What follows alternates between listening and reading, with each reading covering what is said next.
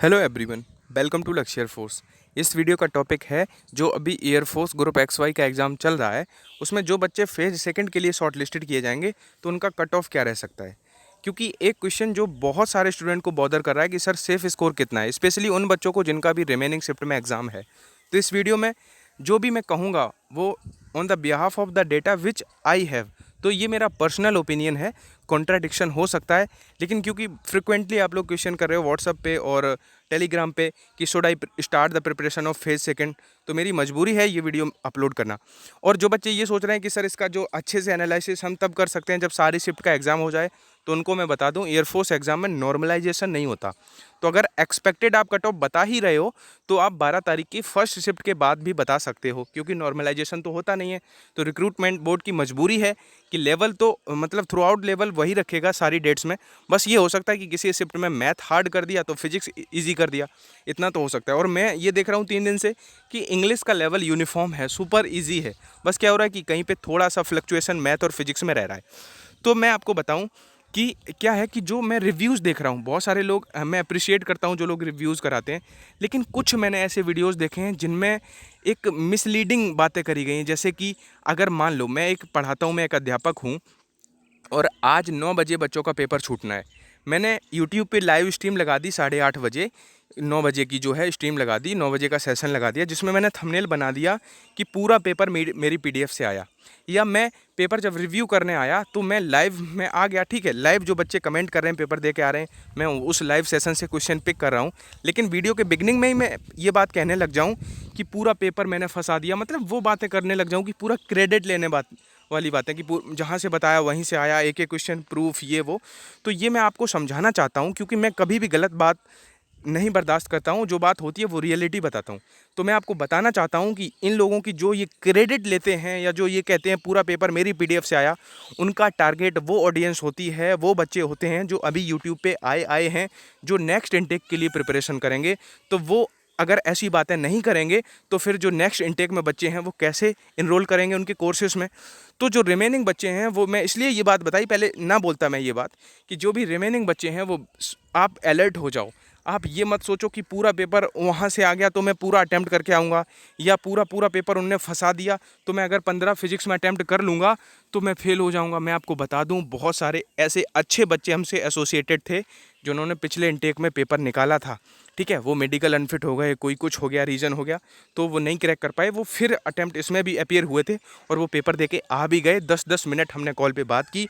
तो ये मैं पर्सनल एक्सपीरियंस बता रहा हूँ कि ग्रुप X में ज़्यादातर जो अच्छे बच्चे थे उनकी बात बता रहा हूँ, उन्होंने 41 किसी ने अटैम्प्ट किए, किसी ने 43 अटैम्प्ट किए, किसी ने 45 अटैम्प्ट किए, मतलब हद है 45 तक। बहुत जो अच्छा बच्चा था उसने 45 अटैम्प्ट कर पाए हैं। अगर अटैम्प्ट कर पाए हैं तो आप बच्चे समझ सकते हो कि कट ऑफ, क्योंकि एक्यूरेसी 100% तो हो नहीं सकती, तो कट ऑफ जो है, अब ये मैं उन बच्चों की बात कर रहा हूँ जो बहुत होशियार थे। लेकिन जो शॉर्टलिस्ट कैंडिडेट किए जाते हैं वो केवल ये तो है नहीं कि ऊपर ऊपर की क्रीम ले ली जाती है, क्योंकि जो एक एवरेज निकाला जाता है कि हाँ, क्योंकि एक एवरेज बच्चा भी जो है, तो कट ऑफ जो है आप सोच सकते हो कि जो ये कह रहे हैं कि पूरा पेपर मैंने फंसा दिया या पूरा पेपर यहाँ से आ गया, तो वो मैंने बता दिया उनका टारगेट क्या है और वो क्यों ऐसी बातें कर रहे हैं, ठीक है। रिव्यूज़ करा रहे हैं, बहुत अप्रिशिएट वाला काम है, सब कुछ अच्छा है, लेकिन इस तरह से पूरा क्रेडिट लेना, तो आप इतने समझदार हो, आप इतने वो नहीं हो कि आप उनकी बातों में आ जाओ और आप 15। अब मैं क्यों ये बात मैंने बताई, क्योंकि जिनका भी कल पेपर है या रिमेनिंग शिफ्ट में पेपर है, तो वो इस तरह का माइंड सेट लेके जाएंगे कि यार उनके बच्चे तो पूरा पेपर करके आए। तो मैं आपको बता दूं कि अगर आप जो है, जो मैं प्रीवियस भी बात बताई थी, अगर आप 45 अटैम्प्ट कर लेते हो, ठीक है, उसके बाद आपको नेगेटिव लेने की ज़रूरत नहीं है।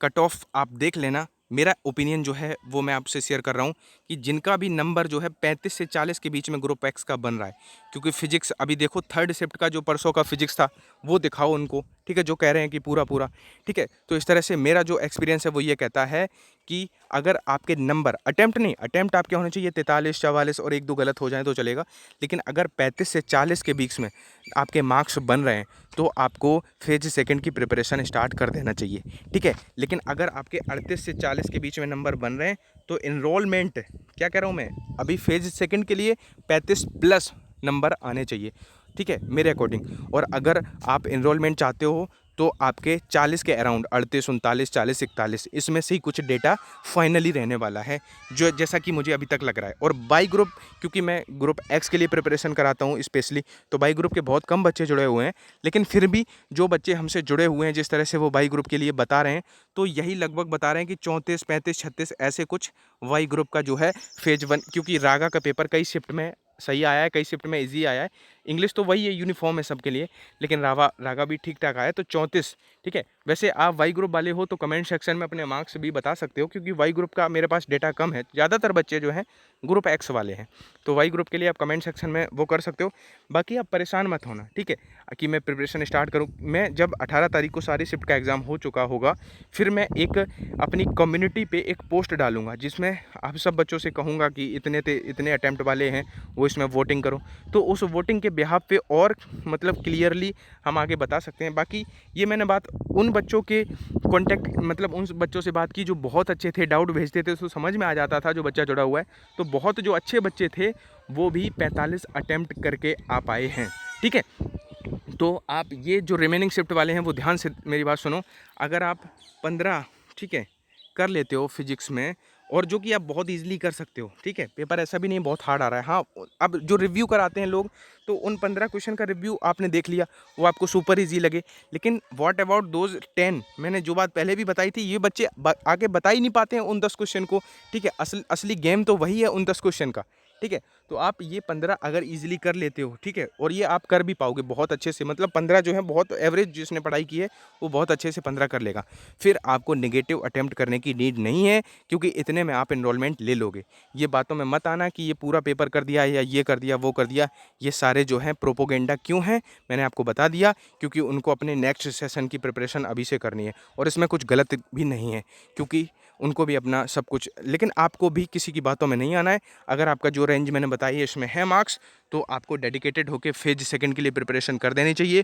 और रिमेनिंग शिफ्ट वाले बच्चे ध्यान देना, अगर आप 15-15 मैथ और फिजिक्स में कर लेते हो और वहाँ पे इंग्लिश में 15 प्लस कर लेते हो, मतलब जो है अगर आपको आ रहे हैं तब तो आप पूरा करोगे, कोई दिक्कत ही नहीं है।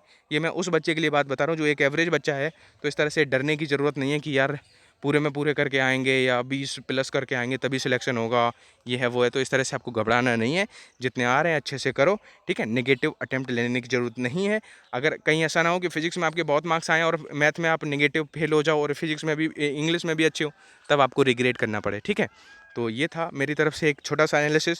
बाकी प्रॉपरली जो आप टच में रहना, आप कम्युनिटी पे विजिट करते रहना, टेलीग्राम पे विजिट करते रहना। जैसे ही 18 को सारा डेटा मेरे पास होता है तो प्रॉपरली मैं आपको बता दूंगा। ये क्योंकि आप लोग फ्रिक्वेंटली मैसेज और कर रहे थे, कॉल कर रहे थे, तो सबको इंडिविजुअल रिप्लाई करने से अच्छा है मैंने आपको एक रेंज बता दी कि इस रेंज में अगर आपके मार्क्स हैं then you should start the preparation of phase second exam.